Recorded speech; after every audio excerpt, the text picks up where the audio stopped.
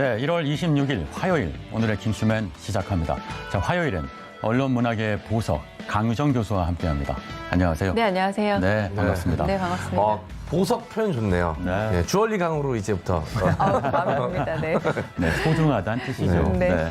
자, 정부는 다음 달에 코로나19 백신과 치료제 허가를 받고 백신 접종도 요양병원과 고위험 의료기관 종사자부터 순차 접종하겠다는 방침을 세웠습니다. 그동안 백신 도입 문제 삼은 언론들의 지적과는 좀 다른 빠른 속도 같은데 어떤가요? 당연히 이제 속도에 대해서도 그렇고 이제 안내를 해야 할 차례죠. 언론이 갖고 있는 홍보 기능도 있으니까. 그러나 이제 그 부분에서 또 숨지키고 있기 때문에 한편으로는 접종이 시작되고 난 이후에 이런 정보 제공이라든가 이런 쪽에 충실할 것인지 아니면 또다시 아직 일어나지 않은 어떤 부작용이라든가 혹은 다른 문제에 대해서 집중할 것인지 이제 그 부분에 대해서 이제 언론의 제 역할을 하길 바랍니다. 네, 알겠습니다. 자, 먼저 오늘 아침 가장 핫한 인물 및 이슈를 알아보는 인물킴 시간입니다. 자, 김종철 정의당 대표 성추행 사퇴. 두 번째, 유시민 검찰의 사과. 대권 도전설 솔솔. 세 번째, 박범계 인사청문회 직전 야다 사전청문회입니다. 자, 첫 번째 주제입니다. 어제 김종철 정의당 대표가 동료 의원인 장혜영 의원을 성추행한 사실이 드러나자 전격 사퇴했습니다. 정의당은 어제 오전 긴급 기자회견을 통해 가해자와 피해자 모두 인정한 다툼의 여지 없는 명백한 성추행이라고 밝혔는데요. 관련 기자회견 보고 오겠습니다. 이 사건은 다툼의 여지가 없는 명백한 성추행 사건입니다. 가해자인 김종철 대표 또한 모든 사실을 인정하였습니다. 사실관계를 확인하기 위한 추가 조사는 더 이상 필요하지 않은 상황이라고 말씀드릴 수 있습니다. 정의당 당규 제7호 21조의 선출직 당직자 징계 절차 특례 조항에는 대표단 회의의 권한으로 징계 사유가 인정될 만한 상당한 이유가 있고 징계 사유의 중대성으로 인하여 긴급히 직무를 정지시켜야 할 필요성이 인정되는 경우 징계 의결 시까지 잠정적으로 당직의 지위를 해제할 수 있다라고 규정되어 있습니다. 이에 오늘 열린 정의당 대표단 회의에서는 당 징계 절차인 중앙당기위원회의 제소를 결정하였고 당규에 따라 김종철 대표를 직위 해제하였습니다. 네, 어제 김종철 정의당 대표가 같은 당 장혜영 의원을 성추행한 사실이 드러나서 대표 직위 해제가 됐습니다. 당 대표가 저질렀다는 점에서 더욱 큰 충격을 낳고 있는데 대체 어떤 상황인가요? 네. 지난 15일 저녁이었습니다. 여의도에서 장 의원과 김종철 대표는 당무 면담을 위해 식사 자리를 가진 뒤 나오는 길에 성추행을 하는 사건이 발생이 됐고요. 이후 장 의원은 고심 끝에 이 해당 사건을 알리게 되었다고 설명을 했습니다. 이후 여러 차례 피해자, 이 가해자 면담을 통해 조사를 진행하게 되었고요. 가해자인 김 대표가 모든 사실을 인정했다며 당규에 따라 김 대표를 직위 해제했다고 밝혔습니다. 네, 김종철 대표 관련 사건에 대해서 입장을 발표했습니다. 자, 어떤 내용입니까? 네, 어제 오전에 김종철 전 대표가 자신의 입장문을 발표했는데요. 피해자가 원치 않고 전혀 동의도 없는 부적절한 신체 접촉을 행함으로써 명백한 성추행의 가해를 저질렀다라고 얘기를 했습니다. 변명의 여지가 없다라고 했고 이 세 가지 방법으로 자신의 방법을 이제 책임지도록 하겠다라고 했습니다. 첫 번째는 당대표직에서 즉시 사퇴하겠다라고 밝혔습니다. 두 번째는 성희롱 및 성폭력 예방 교육을 이수하겠다라고 얘기했고 세 번째는 정의당 당기위원회라고 있습니다. 스스로 저를 제소함으로써 당으로부터 엄중한 징계를 받겠다라고 이야기를 남기면서 마지막으로 정의당의 애정을 가지고 있는 당원들과 지지자분들께 다시 한 번 더 사과의 말씀을 드린다라고 이야기를 마무리했습니다. 네, 보도 이후 장혜영 의원도 SNS를 통해서 입장을 밝혔죠. 네, 맞습니다. 피해 사실을 공개한 장혜영 의원도 곧장 입장문을 SNS를 통해서 발표했습니다. 이 존엄을 훼손당한 충격과 고통이 컸지만 자신이 겪은 고통에 대해 이야기하며 이 문제에 대해 자유로워지고자라고 한다며 그 어떤 피해자다움도 강요되어서는 안 된다라고 강조를 했습니다.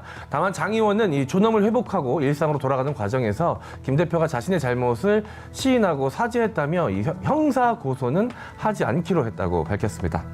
네, 일단 관련 사건에 대해서 고소 없이 당 차원에서 대응하기로 했다고 했는데요. 그러나 성추행은 고소 없이도 수사가 가능하지 않습니까? 네, 2013년 규정이 바뀌었습니다. 친고죄 규정이 폐지되면서 이 친고죄 그리고 반의사 불벌죄라고 합니다. 그러니까 피해자가 직접 신고해야만 처벌이 가능했었는데 그 이후부터는 신고가 없어도 해당 당사자가 아닌 제3자가 고발을 통해서도 가능하다고 했는데요. 네. 현재까지로는 피해자인 장혜영 의원과 정의당 측에서는 이제 고소를 하지 않겠다라고 남겼고, 다만 이 규정이 바뀌었기 때문에 경찰이 자체적으로 조사에 나설 수도 있습니다. 이 부분에 대해서는 앞으로 어떻게 조사가 이어질지에 대해서는 좀 더 지켜봐야 할 것 같습니다. 네, 정치권의 반응은 어떻습니까? 네, 먼저 이 최형두 국민의힘 원내 대변인은 25일 있어서는 안 될 일이 또다시 벌어졌다. 이 국민의 대표마저 같은 당 대표에게 성추행을 당했다라면서 가해자 말대로 변명의 여지가 없는 행동이라고 비판을 했습니다. 이 사건에 충격을 넘어 경악을 금치 못한다라고 발표한 민주당은 사고 태도에 관한 한 정의당의 10분의 1이라도 따라가길 바란다라면서 민주당에 대한 의견도 밝혔고요. 더불어민주당에서는 최인호 수석 대변인이 서면 논평을 통해서 김종철 전 대표가 같은 당 여성 국회의원을 성추행했다는 충격적인 사건이 알려졌다면서 다른 누구도 아닌 공당의 대표가 저지른 성추행 사건이다. 충격을 넘어 경악을 금치 못할 일이라고 반응을 했습니다. 네, 당 대표가 불명예 퇴진하면서 정의당 내에서 상황이 굉장히 안 좋아질 수밖에 없을 것 같습니다. 특히 당 해체론까지 거론되고 있는 상황인데요. 정의당의 미래까지 불투명해졌다는 평가도 있습니다. 어떻게 봐야 할까요? 글쎄요, 워낙 정의당이 사회적 정의 내지는 소수 문제에 예민한 당으로 알려져 있었는데 이번 문제 같은 경우는 자기 모순을 결국 좀 보여주게 된 셈이라서 당의 존폐 문제까지 위기에 처했다라는 부분에 대해서 이의를 제기하기는 힘들 것 같고요. 네. 이제 문제적인 것은 이런 상황이 그냥 정의당 문제로 멈출 것이냐 아니면 다른 어떤 정치적인 또 어떤 주제로서 확장될 것이냐의 문제가 좀 남아 있어서 단순히 정의당 존폐 문제만이 아니라 정치권 문제로 좀 비화될 우려가 또 없지 않아 있습니다. 네, 자, 우상성 의원, 서울과 부산 재보선 선거는 어떻게 될까요? 네, 일단은 서울 같은 경우는 이제 권수정 시의원 출마 의사를 밝혔고 부산도 출마자가 정해져 있는데요. 일단은 완주하겠다라고 계속해서 이야기를 하고 있습니다. 사실 이 부분에 있어서 당대표의 이 성비위 사실 때문에 후보자들이 피해를 봐서는 저는 안 된다라고 저는 생각이 들거든요. 일단 정의당 차원의 문제가 돼버리긴 했지만 어쨌든 정의당 속의 한 개인의 문제이고 이것 때문에 또 다른 정의당에 속한 집단 구성원이 똑같은 처벌을 받거나 똑같은 질타를 받아서는 또 안 된다고 생각합니다. 그리고 피해자도 정의당 내에서 나왔고 어떻게 보면은 빠른 시간 내에 자정 노력으로 인해서 당대표가 직위 해제됐습니다. 그렇기 때문에 이 부분에 대해서는 아마 출마자들은 계속해서 출마를 해서 출마 완주할 것 같은데요. 네. 아마 빠른 시간 내에 새 지도부가 구성이 되지 않을까라는 생각이 들고 좀 한편은 좀 가슴이 아픕니다. 정의당을 향해서 노회찬, 심상정 그 이유는 누구인가라고 기대를 많이 했었고 지난 당대표 선거 같은 경우는 총 4명의 후보가 첫 번째 투표에서 약 20%씩 나눠 가지면서 그 어느 때보다 뜨거웠고 관심이 고조가 됐습니다. 그 결과 탄생했었던 대표가 김종철 전 대표였는데 이런 결과로 불명예스러운 퇴진을 했기 때문에 앞으로 정의당이 아주 강한 쇄신을 할 수밖에 없는 상황이 됐다라고 생각합니다. 네, 장혜영 의원에 대한 2차 가해 없어야겠죠. 자, 두 번째 주제입니다. 지난 2019년 12월 검찰의 사찰 의혹을 제기했던 유시민 노무현 재단 이사장이 약 1년 만에 근거 없는 의혹을 제기했다면서 검찰에 사과했습니다. 그런데 이를 두고 대권 도전에 나서는 것 아니냐는 등 말들이 많습니다. 준비한 영상 보고 와서 이야기 이어가 보겠습니다. 일부러 안 밝히는 그래서 노무현 재단의 주거래은행 그 은행의 노무현 재단 계좌를 검찰이 들여다봤다는 사실을 확인했어요. 다른 은행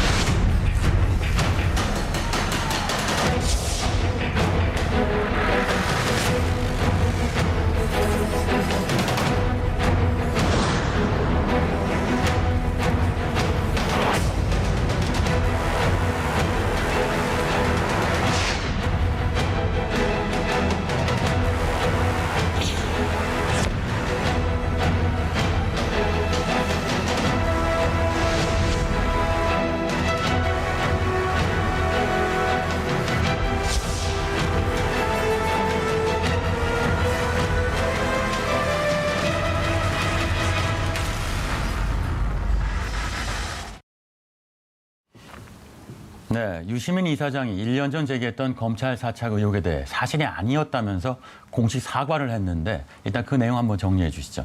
네, 유시민 이사장은 지난 총선을 앞둔 상황이었죠. 재작년입니다. 2019년 12월부터 검찰이 노무현 재단의 계좌를 사찰했다라고 주장을 했는데요. 이것이 사실이 아니었다라며 사과를 했습니다. 지난 22일 노무현 재단 홈페이지를 통해서 사과글을 올린 것인데요. 그 내용을 좀 전달해 드리도록 하겠습니다. 누구나 의혹을 제기할 권리가 있지만 그 권리를 행사할 경우 입증할 책임을 져야 한다. 그러나 저는 제기한 의혹을 입증하지 못했다. 그 의혹은 사실이 아니었다라고 판단한다라고 사과글을 올렸습니다. 네, 대립하는 상대를 악마화했다. 저는 이 구절이 인상 깊었는데요. 상대는 당연히 검찰을 뜻하겠죠. 솔직하고 직설적인 화법, 마치 고해성사를 하는 것처럼 느껴지기도 하는데, 자, 어떻게 보셨나요? 사실상 저 국면은 개혁이냐 아니냐라는 국면에서 이제 기득권에 대해서 좀 어떤 점에서는 반하는 반기득권 세력의 멘토 역할을 유시민 이사장이 해왔던 것이 사실입니다. 이제 그런 부분에 자신의 영향력이 있었기 때문에 어떤 점에서 사실과 그리고 그렇지 않음으로 드러난 것에 대해서 저는 용기 있고 솔직하게 사과문을 게재했다고 생각을 하는데요. 이제 문제적인 건 최근 한국의 상황에서 사과를 하는 게 문제가 아니라 사과를 하지 않는 게 문제가 되어야 하는데 사과를 한 사람에 대해서 또 토시를 잡아서 뭐 비난한다던가 사과를 한 것 자체가 유죄라는 식의 이런 어떤 사회적 분위기를 오히려 언론들이 만들어가고 정치권에서 만들어가고 있는 상황 자체가 진정 사과해야 될 주체들에게 오히려 면죄부를 주는 이상한 효과를 발휘하는 것이 아닌가라는 생각이 들어 좀 걱정스럽습니다. 네. 네. 자, 그럼 유시민 이사장이 검찰에 공식 사과한 문제 발언 다시 한번 들어보겠습니다. 일부러 안 밝히는 어떤 경로를 통해서 노무현 재단의 주거래은행, 그 은행의 노무현 재단 계좌를 검찰이 들여다봤다는 사실을 확인했어요. 시점이 남부지검이 신라재수사를 시작한 후가 아니고 작년 11월 말 12월 초순쯤이라고 봐요. 그러니까 그 당시 한동훈 검사가 있던 반부패 강력부 쪽에서 봤을 가능성이 높다고 판단했고요. 네, 유 이사장의 사과 소식을 접한 한동훈 검사장 자신의 입장을 밝혔습니다. 자, 방금 들어본 지난해 7월 24일 수사심의 당일 아침 라디오 방송에서의 발언을 특히 비판했는데요. 시기상 의도적인 발언이었다 이렇게 보는 것 같은데 어떤가요? 글쎄요, 지금 그 검찰이 여러 부분에 있어서 아주 투명하게 언제나 꼭 피해자 입장에서 얘기할 수 있는 상황이 아닙니다. 지금도 어떤 점에서 주요한 어떤 증거물들을 스스로 폐기했다는 것이 언론에 나오고 있음에도 불구하고 또 이 부분에 대해서 언론에서는 또 관심이 없다라는 거죠. 그러니까 저는 더 중요한 게 검찰이 가지고 있는 검사 동일체로서의 어떤 꾸준한 어떤 일관적인 입장보다는 왜 검찰이 이렇게 이중적인 잣대 내지는 행위를 할 때마다 언론은 언제나 검찰 편에서만 이야기를 쓰고 있고 기사를 제공하는가. 이번에도 역시 마찬가지입니다. 검찰만 들어가면 언제나 한동훈이라던가 혹은 윤석열 총장의 입장에서는 긍정적인 기사들이 나오고 또 그 외에 다른 검찰에 대해서도 부정적인 기사가 나오고 있는데 이 부분도 고스란히 얘기가 되고 있어요. 한동훈 측이 지금 피해자로서 얘기할 수 있는 상황인가라고 묻고 싶습니다. 네, 손가락만 보지 말고 손가락이 가리키는 달을 먼저 봐야 한다. 자, 한동훈 검사장은 필요한 조치를 검토하겠다고 했는데 어떤 조치를 취할 수 있나요? 네, 일단 입장문에서 밝힌 내용을 살펴보면 그 거짓말의 근거가 무엇이었는지, 누가 허위 정보를 제공했는지 이 두 가지를 살펴보겠다라고 해석이 될 수가 있겠고요. 이 부분에 대해서 유시민 이사장 같은 경우는 먼저 발표한 입장문에 여기에 대한 답변을 미리 내놓았다고 볼 수도 있습니다. 어떠한 형태의 책임 추궁도 겸허히 받아들이겠다라고 했는데 다만 이 부분에 있어서 유시민 이사장이 그런 내용을 어디서 입수했고 어떻게 확신을 하게 되었는지에 대해서 명명백백하게 밝혀질 수 있을 것인가에 대해서는 왜냐하면 이 부분은 또 다른 누군가에게 책임을 전가하는 행위가 될 수도 있습니다. 그렇기 때문에 유시민 이사장 스스로가 만약에 이 책임 추궁에 관련한 절차가 진행됐을 경우에 본인의 잘못이다라고 해서 다 끝낼 가능성이 더 높습니다. 네. 자, 야권에서는 유 이사장의 사과를 두고 입장이 나뉘고 있습니다. 사과를 받아들여야 한다는 쪽도 있는가 하면 정부의 출처까지 밝혀야 한다는 지적도 남았는데 짚어주세요.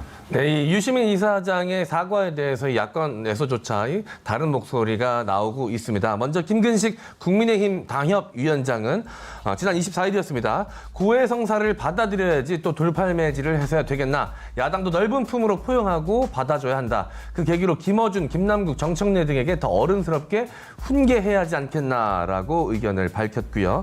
이준석 전 미래통합당 최고의원은 반면 유 이사장이 사과를 한 것을 높이 평가할 수 없는 게 애초에 망상이었기 때문이다. 망상한다고 비난받지 않으려면 어디서 정보를 받았는지 반드시 밝혀야 한다라고 한 라디오 프로그램을 통해서 밝혔습니다. 네. 자, 그런데 정치권에서는 유시민 이사장의 사과를 두고 대권 도전을 준비하는 것이라는 해석까지 나오고 있습니다. 관련 목소리 듣고 오겠습니다. 그동안에 노무현의 정치적 경호실장 역할을 해왔고 계속해서 이게 친문 활동들을 해왔던 것으로 평가되는 사람. 당연히 누군가를 찾아야 될 것이고 그중에 한 사람 유시민 내가 있습니다라고 나선 것 아닌가. 소위 지금 얘기하는 뭐 친문 중에 한 사람이라고 생각을 하는데 제가 모르는 얘기를 김기현 의원님이 어떻게 저렇게 잘 알고 있을까? 전혀 아닙니다. 대선 출마나 이런 데 뜻은 없는 것으로 보입니다. 네, 대권 도전설 발언 그래픽으로 정리해봤는데요. 엠리온이 한 번 더 정리해 주시죠. 네. 국민의힘 김기현 의원이 CBS의 한 라디오 프로그램에 출연을 해 이야기한 것인데요. 지금 친문 진영에는 확실하게 문 대통령의 퇴임 후를 지켜줄 수 있는 사람, 적자를 찾아야 한다라고 생각한다. 유시민이 내가 있습니다 하고 나선 것이다. 일단 사과함으로써 자신의 존재를 알릴 수 있는 것이라고 본다라고 이야기를 했는데요. 이에 대해서 김경엽 더불어민주당 의원은 나도 소위 친문 중 한 사람이라고 생각을 하는데 내가 모르는 이야기를 김기현 의원이 어떻게 저렇게 잘 알고 있을까? 전혀 아니다라고 반박을 했습니다. 네, 두 의원의 발언이 사실이라면 친문에서도 모르는 대권 도전설이 야권에서 나오는 모양입니다. 자, 그런데 이참에 한번 가정을 해볼까요? 유시민 이사장 대권 도전할 가능성이 있을까요? 있다면 승산은 몇 % 정도로 예측하십니까? 그래서 저는 야권이 지금 여러 선거 전국에서 특히 이제 대선을 앞두고 가장 실수하고 있는 부분이 바로 이 부분이 아닌가 싶은데요.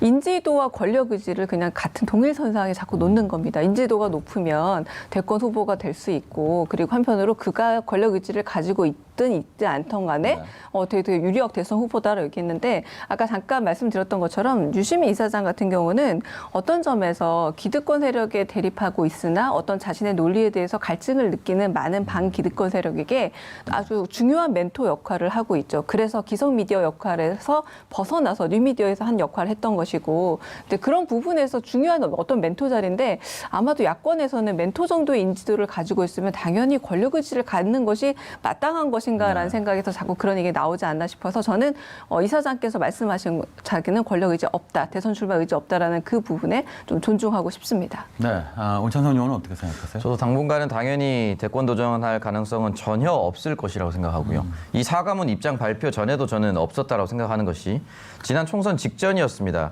그 노무현 재단 방송에서 사실 모든 시사평론가들이 총선 전에 각 정당별 의석수의 몇 석 정도 예상하는가 흔히 말하는 의석 예상 맞추기 이런 것들을 했었습니다. 네. 근데 유 이사장 같은 경우도 범여권이 180석 정도 가능할 것이다라고 얘기 똑같이 했음에도 불구하고 이 기사가 유 이사장을 굉장히 심하게 때리는 것으로 작용했고 심지어 그 당시 더불어민주당 지도부와 그리고 전략기획실 실장이었죠.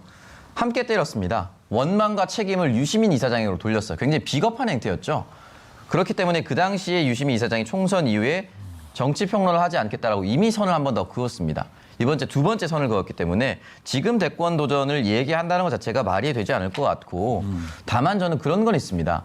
두 전직 대통령이 지금 감옥에 있음에도 불구하고 사과 한마디 하지 않고 있어요. 네.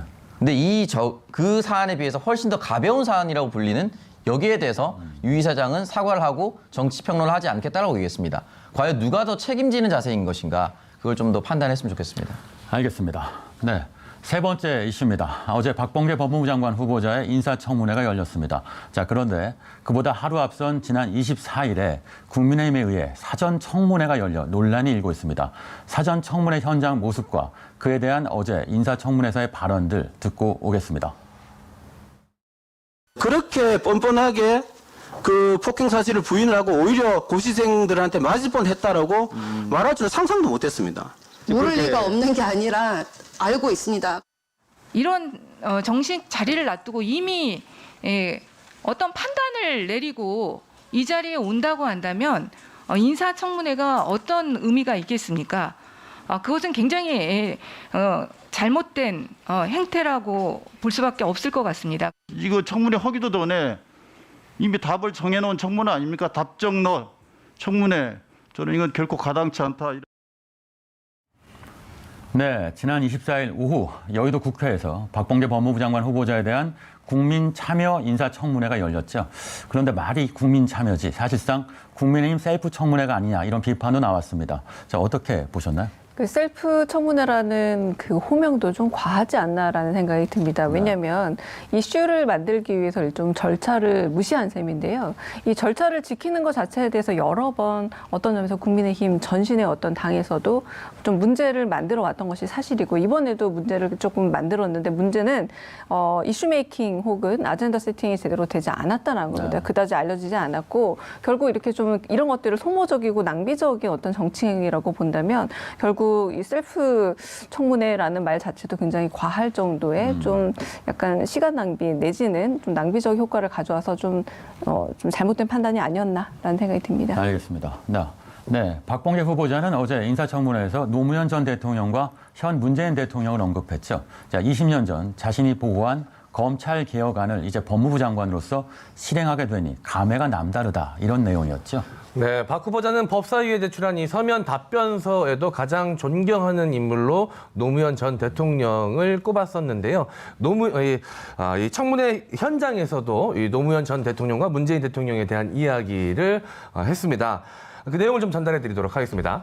20년 전 저는 법무부 탈검찰화 상설특검제를 주요 내용으로 하는 검찰개혁안을 당시 노무현 대통령 당선자께 보고드렸었다. 며칠 뒤 문재인 민정수석 내정자에게 같은 설명을 했었고 20년 후 이 자리에 서게 됨을 참으로 영광스럽게 생각한다라고 이야기했습니다. 네, 우찬 어떻게 보세요? 네. 저 부분에 대해서는 결국은 이제 어떤 개인 인물의 이름이 등장하긴 했었지만 결국엔 법무부 장관 후보자로서 처음 얘기했었던 20년 전 처음 얘기했었던 것을 본인 스스로가 마무리 짓게 돼서 뭐 그 남다른 소회를 밝힌 것 정도로 해석을 하면 될 것 같습니다. 네. 알겠습니다. 자, 어제 박범계 후보자로부터 검찰총장에 대한 언급도 있었습니다. 자, 권한 위임을 두고 또다시 법무부 장관과 검찰총장 간의 기싸움이 일어날 가능성도 있어 보이는데 한번 짚어주세요. 네, 일단 박범계 후보자 같은 경우는 인사청문회에서 이런 이야기를 남겼습니다. 검찰총장이 실제하는 이상 당연히 인사하면서 총장의 의견을 들어야 한다. 현재 검찰총장은 모든 권한이 집중된 제왕적 총장이라 분권화가 절실하다. 총장의 권한을 고검장이나 지검장, 각 검사에게 상당 부분 위임할 필요가 있다라고 이야기를 남겼습니다. 네, 새로운 충돌의 이슈가 될까요? 글쎄요, 지금 이제 공수처는 이제 출범했죠. 그래서 어제 구색을 갖춰가는 상황만 남아있는 상황에서 만약에 언론이 굳이 부채질을 하지 않는다면 그 대단한 갈등이 있을 리가 없습니다. 근데 하지만 지금 우리가 봐왔듯이 어떤 갈등 국면을 만들어서 상당히 이익을 보고 어떤 점에서 소위 말하는 재미를 본 게 언론개혁이기 때문에 이 부분에서 인위적인 갈등을 만들지 않는 이상 박범계 후보자가 말씀하신 대로 마무리 투수입니다. 이제 정리하고 남은 작업들을 정돈하는 과정인데 더 이상 갈등은 사실상 없는 것이 맞습니다. 알겠습니다. 자, 인사청문회 전날에는 윤 총장 일과 관련 사건에 대해 신속한 수사가 이루어지도록 지휘 감독하겠다는 입장도 밝혔는데 어떻게 될까요? 저는 당연한 일이라고 봐요. 왜냐하면 이렇게 수사 지휘권이라는 문제에 대해서 지난 어떤 추미애 법무장관이 어떤 좀 갈등을 겪긴 했습니다만 분명히 법무부가 할 수 있는 적법한 절차라는 걸 보여줬죠. 이 부분에 있어서도 신속한 수사가 이루어지도록 한다라는 건 법무부가 할당되어 있는 어떤 자기 권한 안에서 수사 지휘를 하겠다는 얘기고 이 부분이 너무 지금 계속 미적미적거리고 있다는 것 자체가 검찰이 제대로 일을 하고 있지 않다라는 거고 대부분의 국민들이 국민적인 합의가 된 상태이거든요. 그 국민적 합의가 된 상태에 대해서 빠른 진행을 바란다라는 되게 상식적인 발언으로 보여집니다. 네, 한편 김학의 전 법무부 차관 불법 출국 금지 의혹 사건에 대해 자신의 입장도 밝혔습니다. 함께 들어보시죠. 공수처법에 의하면 현재 상태에서 공수처로 이첩하는 게 옳겠습니다. 검찰은 이 사건 수사권이 없고 이첩하도록 하고 있지 않습니까? 네, 이첩할 단계라고 봅니다. 네, 맞습니다. 근데 왜 이 사건이어야 됩니까? 아니죠. 왜 사건을 가려서는 안 되지 않습니까? 왜 김학의 전 차관 사건이 절차적 정의를 실현하는데 후보자님? 왜 이것이 네, 후보자님. 미란다의 원칙에서 대상이 미란다가 돼야 되는 것에 대해서 네, 김학의 전 법무부 차관 출국 금지 의혹 사건을 검찰에서 공수처로 이첩해야 한다고 밝혔는데 그 이유가 뭔가요? 네, 일단 뭐 마지막에 조순인 의원이 미란다 원칙이 나왔는데 미란다 원칙이 여기서 갑자기 체포 잘 모르겠어요. 사실 제가 법률가가 아니라서 그런지 또는 다른 사람들도 그렇게 생각하는지 모르겠는데 미란다가 거기서 왜 나왔는지 모르겠고요. 원론적으로 답변한 것이라고 생각을 합니다. 이제 공수처로 가져가야 된다, 보내야 된다라고 적극적인 의사 표현이라기보다는 검찰 내에서 일어난 내용입니다. 그리고 이 검찰 내에서 첫 번째 수사부터 제대로 잘못했다라는 것을 모든 국민들이 다 알고 있습니다. 네. 그렇다면은 절차상의 문제를 제기하기 위해서는 이 절차가 일어난 원초적인 이유를 살펴봐야 됩니다. 그 이유를 살펴보기 위해서는 저는 당연히 검찰 내에서 재조사를 아무리 한들 제대로 되지 않을 거기 때문에 공수처로 이첩을 해야 된다라는 원론적인 답변이라고 생각합니다. 네. 자, 한편 검찰이 최근 법무부 출입국 심사과 과장을 참고인 신분으로 불러서 조사했다는 보도가 나왔죠. 자, 김 전 차관 의혹과 관련해서 과장급 이사 공무원을 소환한 건 처음이다라고 하던데 어떤 의미인가요?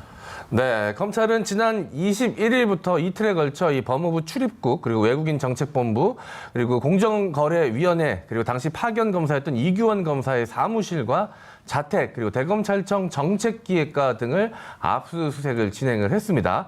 이 출입국본부 실무진들도 소환을 했는데요. 불러서 당시 김 전 차관의 긴급 출금 과정에 대해서 이 사실관계부터 이 공익신고서의 내용이 사실인지 파악하겠다라는 의도로 풀이가 되는데요. 소환된 공무원 중 일부는 지난 2019년에도 똑같은 사안으로 검찰의 조사를 받은 바 있고요. 모두 무혐의 처리됐었던 바 있습니다. 네. 같은 당 장혜영 의원을 성추행한 사실이 드러나자 전격 사퇴한 선언한 정의당 김종철 대표 소식부터 어제 열린 박범계 법무부 장관 후보자 인사청문회 얘기까지 짚어드렸습니다. 지금까지 인물킹이었습니다.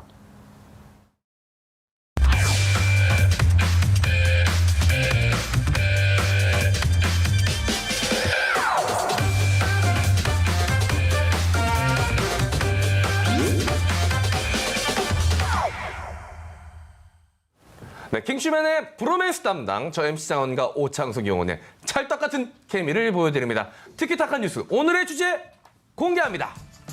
이색 정기 구독 어디까지 해봤니? 이가 오늘의 주제인데요. 보통 뭐 신문이나 잡지 등을 정기적으로 구독하시는 분들은 많이 계십니다. 어릴 때 과학 잡지나 만화 등 부모님들이 이 정기 구독을 시켜주신 경험도 있을 것 같은데요. 전 최근에 유튜브를 정기 구독이라는 표현이 맞을지 모르겠지만 구독을 하고 있습니다만 따로 혹시 우리 킹슈맨 요원들은 정기 구독하시거나 어릴 때 이 정기 구독 해본 경험들 있으십니까? 저는 사실 저희 어릴 때 한창 위인전 정기 구독이 유행이었습니다. 위인전을 정기 구독한다고요? 네, 그래서 한 달에 한 권씩 오는 뭐 출판사에서 한 달에 한 권씩 보내주는 위인전이 굉장히 유행이라서 네. 한 달에 한 권씩 소장하는 맛이 있었죠. 네, 그때 출마를 결심했군요. 네. 위인이 되겠다. 네. 그때 이순신 장군은 몇 월이었습니까? 19권이었습니다. 네? 19권이었습니다. 19권. 19권이요? 네. 몇 월이었는지 여쭤봤는데 19권이라고. 네, 알겠습니다. 자, 우리 강유정 교수님은 뭐 혹시 정기 구독 많이 하실 것 같은데? 저는 주로 이제 아날로그적으로 책이라던가 혹은 네. 영화라던가 영화 소식 같은 것들을 주로 정기 구독했고요. 최근에 좀 새로운 정기 구독이라면 꽃 배달을 농원에서 해주는 게 있더라고요. 정기적으로 구독을 하면은 그달 그 주마다 그 계절에 맞는 꽃들을 배달을 해주는 서비스가 있길래 그거 구독 한번 새로 시작해봤습니다. 네. 네.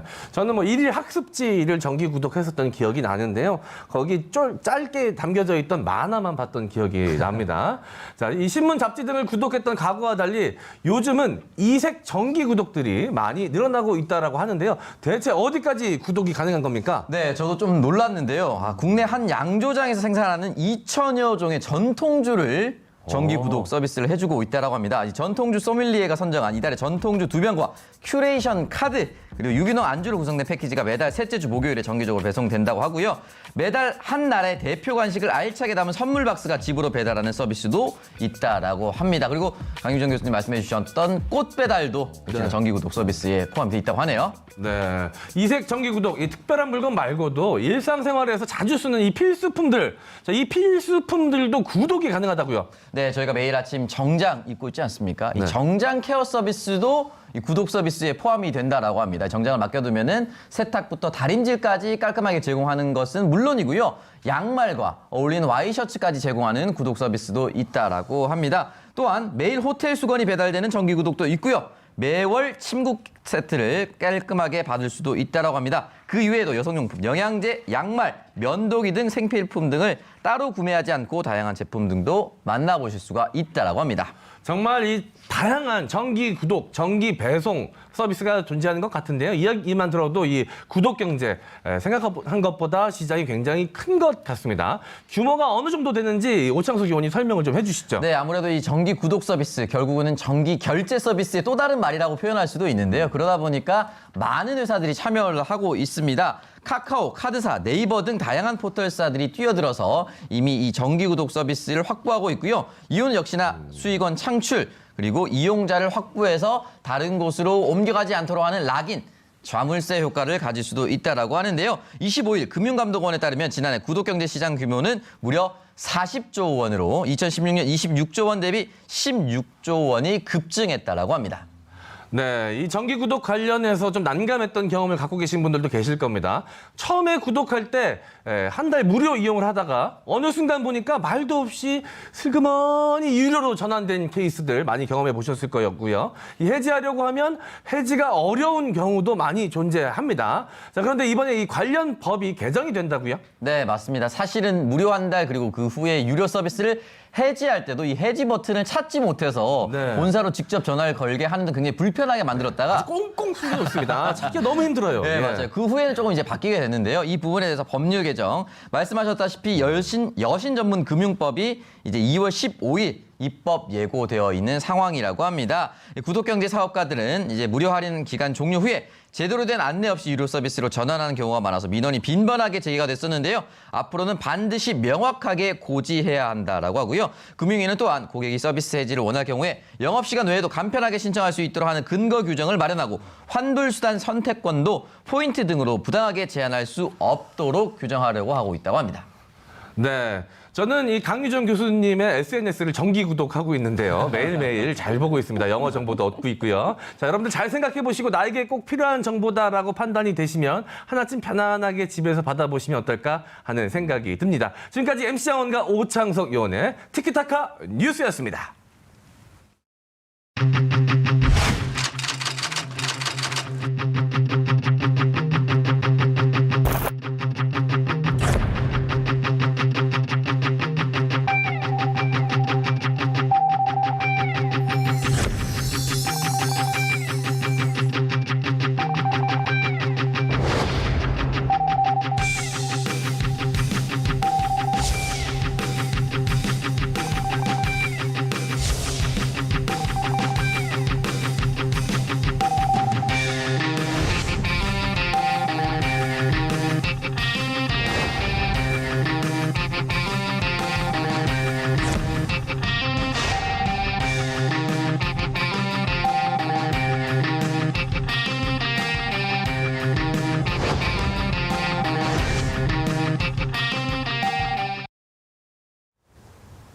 네, 오늘의 킹덤 주제는 마블 군단, 킹콩이 온다, 온라인 승자는입니다.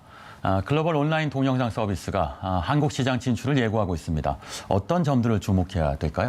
왜 저희 인터넷 처음 시작할 때 야후도 있었고 뭐 네이트도 있었고 정말 많은 포털들이 있었잖아요. 처음이었나요? 다 어디 가는지 모르겠고 지금 몇 개들 정말 손가락에 뽑을 수 있는 포털들이 남아 있는 것처럼 아마 향후 몇 년간은 정말로 많은 다양한 OTT 서비스들을 우리가 플랫폼들을 만나보게 될 듯합니다. 그러나 아직은 경쟁 중이기 때문에 아마 한 10년 정도 지나면 이 중에 몇 개가 남아있을까 좀 바라보시면 될 듯한데요. 가장 중요한 거는 이제 소비자들에게 이득이 돼야 된다. 이들이 경쟁함으로써 아직은 좀 이렇게 구독 비용이 높다라고 생각하시는 분들도 있는데 신규 어떤 OTT 플랫폼들이 등장하면서 지금 가격은 조금씩 낮춰가고 있거든요. 두 번째는 뭐냐면 이제 우리 내수 시장 활성화에 얼마나 도움이 되는가라는 부분을 좀 주목해서 보시면 결국 남은 승자는 우리에게도 도움이 되는 승자이길 바라는 그런 마음입니다. 네.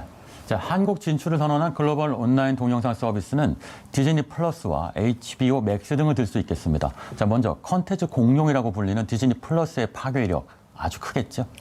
다들 여기에 주목하고 있는 거죠. 왜냐하면 저희 뭐 영화 시장만 보더라도 디즈니 영화들이 올해 잘된 영화 한 10편에도 뽑고 5편에도 들어오는 상황 아닙니까? 마블 시리즈, 스타워즈 시리즈, 픽사 애니메이션까지 일단 컨텐츠를 굉장히 많이 갖고 있기 때문에 컨텐츠가 갖고 있는 게 많으니 당연히 서비스할 품목들이 많다라고 보시면 될 것 같고요.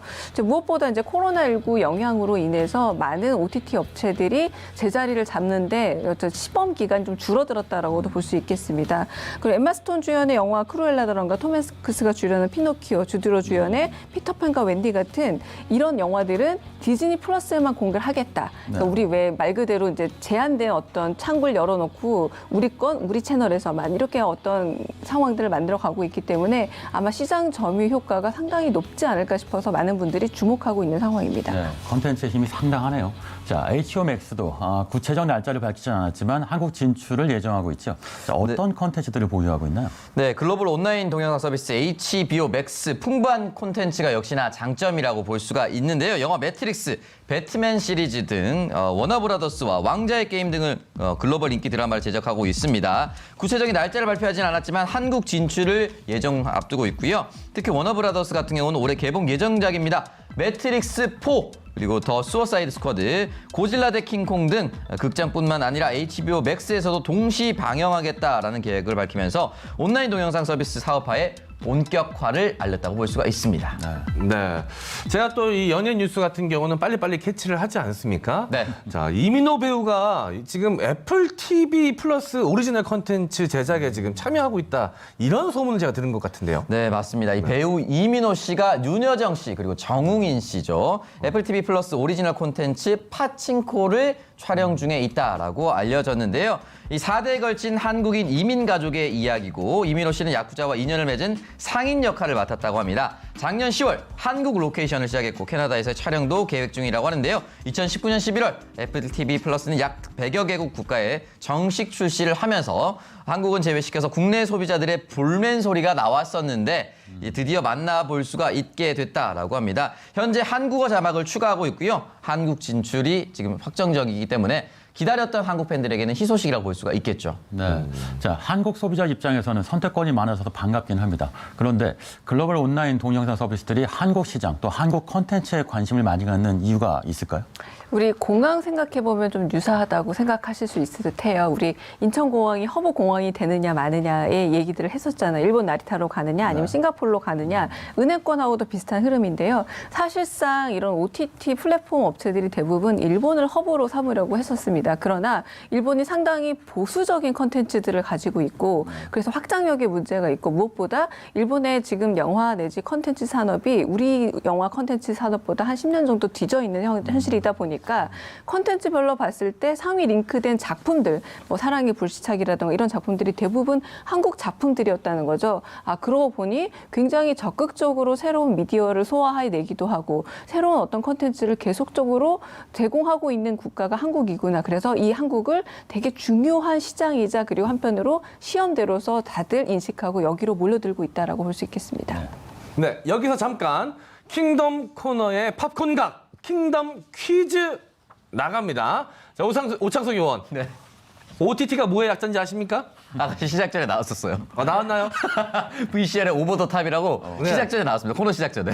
아주 잔망스럽게 그지없습니다. 그걸 또 어느새 봤습니까? 제가 제작진과 상의 없이 깜짝 퀴즈를 준비했는데 또 그걸 맞추고만 해요. 참 얄밉습니다. 예, 진짜 퀴즈 나가도록 하겠습니다. 자, 다음 중 온라인 동영상 서비스의 오리지널 콘텐츠가 아닌 것은 무엇일까요? 보기 보시죠. 1번 킹덤, 2번 스위트홈, 3번 반도. 자, 아주 깐족깐족 오창석 의원. 네. 잔망스럽게 그지없는 오창석 의원. 정답을 맞춰주시죠. 지금 정답 1번, 2번, 3번이 있는데요. 네. 그 화면 1번, 2번, 3번 다시 한번 띄워줄 수가 있나요? 왜냐하면 저기를 보면은 1번과 2번 밑에 넷플릭스 오리지널 적혀 있어요. 문제 유출되네요. 제작진 뭡니까 이거 이제는 대놓고 힌트를 주십니까? 예. 네, 사실 이제 1번, 2번 논리적으로 설명드리면 킹덤 같은 경우는 해외에서 갓 열풍이 불었습니다. 그 전통 모자라고 볼 수가 있겠죠. 갓 열풍이 불기도 했었고 스위트홈 같은 경우는 송강송강하다라는 단어가 생성될 정도로 넷플릭스 오리지널로 인기를 많이 끌고 있다 이런 얘기를 들었기 때문에 당연히 알고 있었고요. 그래서 정답은 3번입니다. 네. 자, 언제나 한번 틀리는 모습을 볼 수 있을까요? 맞습니다. 정답은 3번 반도였습니다. 이 킹덤과 스위트홈은 넷플릭스 오리지널 컨텐츠이죠. 친절하게 제작진이 밑에 자막으로도 알려주셨는데요. 자, 킹덤은 K좀비로 뉴욕타임스가 꼽은 2020년 최고의 인터내셔널 TV쇼 탑 10에 선정되기도 했었습니다. 작년 연말 공개된 넷플릭스 드라마 스위트홈은 공개되자마자 아시아 8개국에서 인기 컨텐츠 차트 1위를 차지하는 기염을 토했고요. 영화 반도는 작년 여름 영화 부산행 후속작으로 극장에서 개봉한 블록버스터 영화이고요. 아시아는 물론 캐나다, 북유럽, 미국에서도 돌풍을 일으키면서 세계 13위의 흥행 성적을 올렸었습니다. 네, 이런 OTT 서비스들은 올해도 오리지널 콘텐츠로 독자들을 만날 예정인데요. 어떤 콘텐츠들이 기대를 모으고 있나요? 네, 일단 K-좀비의 세계화 하면 떠오르는 것이 바로 이제 시리즈물이 있는데요. 바로 킹덤 스페셜 에피소드에 사실은 이제 킹덤 시즌2의 마지막 장면부에 전지현 씨가 등장했습니다. 그래서 많은 분들이 기대를 많이 하고 있는데요. 바로 그 킹덤 아신전에 배우 전지현 씨가 출연 예정입니다. 또한 부산행 반도의 연상호 감독의 신작으로 알려진 헬바운드도 기대가 높은데요. 웹툰 지옥을 원작으로 해서 이 드라마화가 되는데요. 이 작품은 배우 유아인 씨 그리고 박정민 씨 등이 캐스팅이 되었다라고 합니다. 예고 없이 등장하는 지옥의 사자들을 만나서 갑작스럽 지옥행을 선고받는 사람들의 이야기라고 합니다.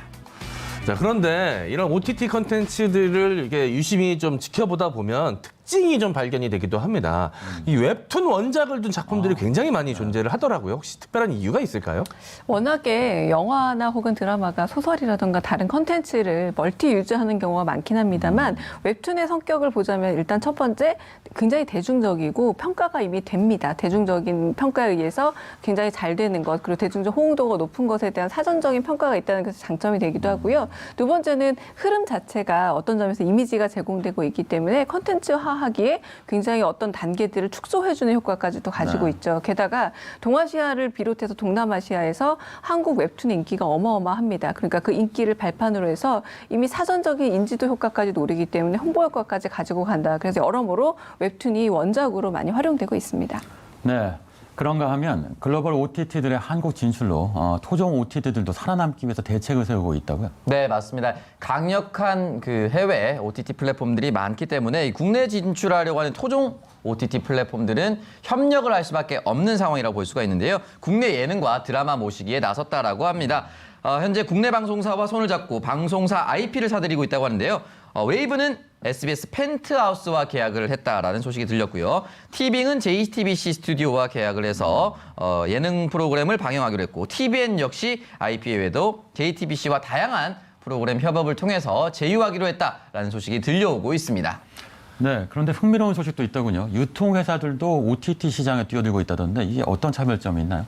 네, 국내 유명 유통업체인 C사는 작년에 싱가포르 OTT인 훅을 인수를 했습니다. 전자상거래 서비스와 결합한 새로운 형태의 OTT 플랫폼으로 이용자들을 늘릴 예정이라고 하는데요. 유료 서비스 가입자에게 별도 비용 없이 C사의 OTT 서비스를 이용할 수 있게끔 제공을 한다는 것입니다. 제공하는 콘텐츠 수가 아직까지는 적지만 영국의 유명 드라마인 닥터 후, 그리고 영화 라라랜드 등을 방영을 하면서 이 구색을 갖춰나가고 있다고 합니다.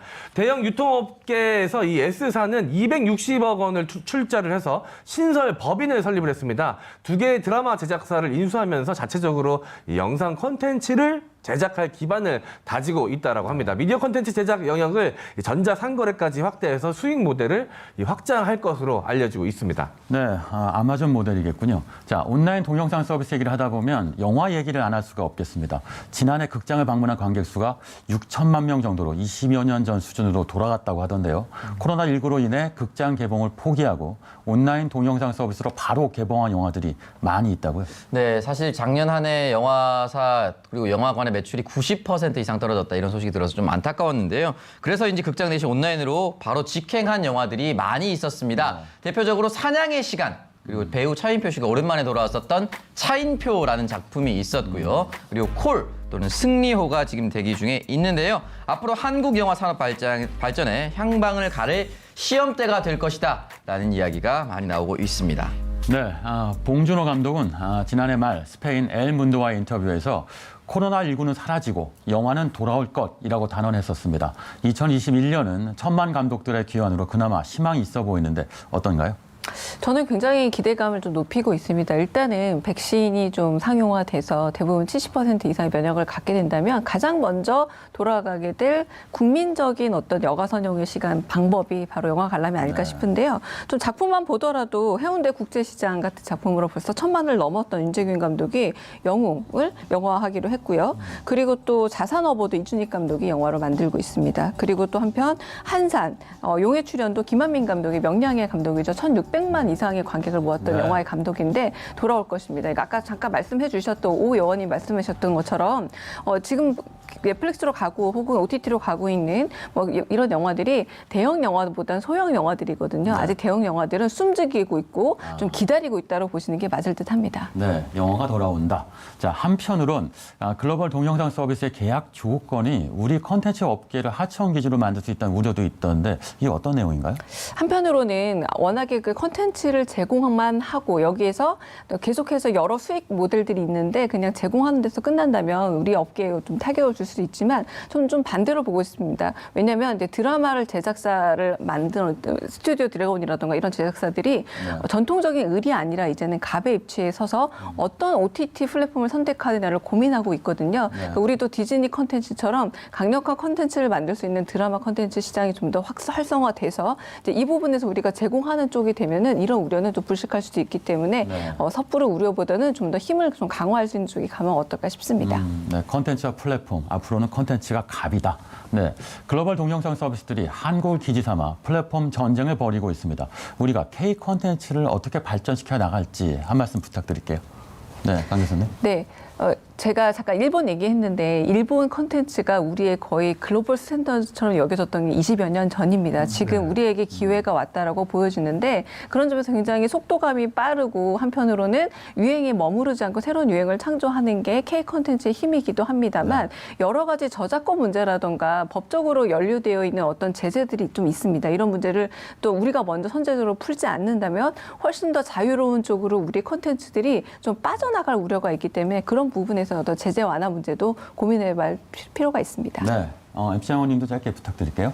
네, 사실 이제 기반부터 잘 다져야 되는데 저는 독립 영화들이 국산 OTT들을 통해서 좀 지원을 받고 공개가 되면서 좀 이렇게 무럭무럭 자라날 수 있는 자양분을 거기서 좀 얻을 수 있으면 좋겠다라는 생각이 듭니다. 이 좋은 영화들은 어디서든 많이 볼 수 있는데 이 독립 영화들이나 단편 영화들 같은 경우는 오히려 볼 기회가 없는데 한국의 그런 영화들을 좀 육성해낼 수 있는 프로그램을 OTT가 또 담당할 수 있다면 그것 또한 또 미래를 바라볼 수 있는 하나의 방식이지 않을까 생각이 듭니다. 네, 오창성 의원. 네, 저는 뭐 미생이라는 작품 갑자기 생각이 나는데요. 웹드라마로부터 시작을 해서 케이블 방송에서 정착을 했습니다. 근데 지상파 방송에서는 거절당했어요. 아직까지도 이 소재를 한정적으로 받아들이는 지상파들이 좀 더 각성을 해야 되는 것이고요. 웹툰과 웹소설, 다양한 것을 받아들일 수 있는 이 수용적 자세가 K 콘텐츠의 미래를 좀 더 밝게 만들 것이라고 생각합니다. 알겠습니다.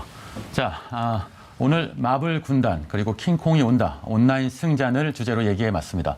오늘 킹덤 어록 이렇게 제시해 봅니다. 글로벌 OTT 전쟁이 커질수록 K 콘텐츠의 체력은 더욱 강해질 것이다. 여러분도 한 번쯤 생각해보는 시간을 가졌으면 합니다. 자, 오늘의 킹슈맨 마무리할 시간입니다. 함께해 주신 여러분 감사합니다.